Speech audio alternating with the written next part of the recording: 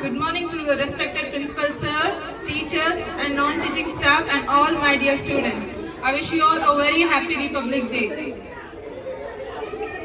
First of all, I would like to thank each and every student present here who have participated very actively on this day. So, today we are celebrating our 76th Republic Day. We celebrated our first Republic Day on 26th January in 1950, which is exactly 2.5 years after our Independence Day. So, for this whole period of 2.5 years, all our country great learned people just like Dr. B.R. Ambedkar, Dr. Rajendra Prasad and their whole team worked tirelessly to accomplish this tremendous task of framing world's lengthiest constitution for Republic India. There are several republics around the globe, but India is the special one.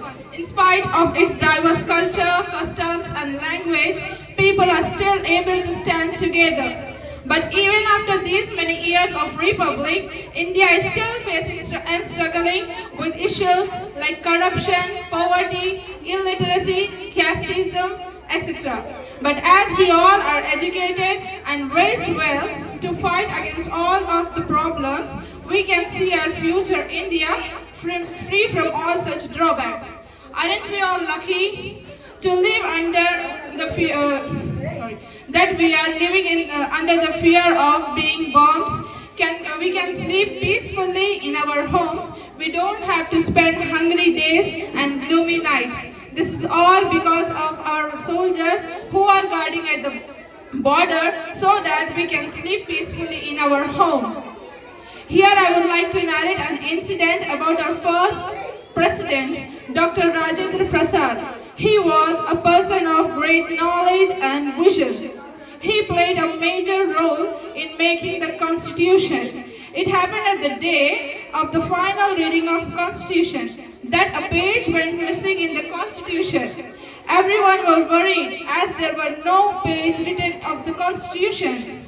When Rajendra Prasad came to know about it, he was not tensed at all. He called his writer and dictated the whole missing page, which was by heart to him.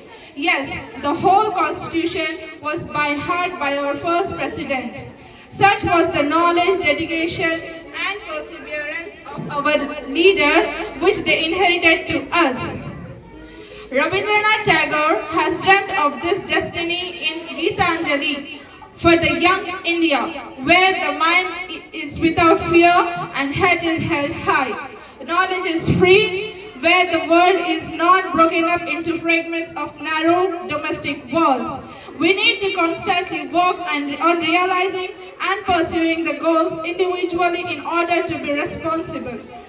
Our beloved former president, APJ Abdul Kalam, have pointedly directed to us to work on how to shape an elevated mind, and he said, if a country is to be corruption-free, then it would become a nation of beautiful minds. I strongly feel that there are three social members who can make a difference. They are the father, the mother, and the teachers. I repeat, the father, the mother, and the teachers. As teachers, we should be responsive, understanding, progressive towards our children. And as students, my dear students, you should be ready to absorb the new ideas, learn to be in discipline and focus to fulfill your dreams. On this day, we must remember ourselves of the sacrifice, dedication, hard work and bravery of our freedom fighters to build our strong nation.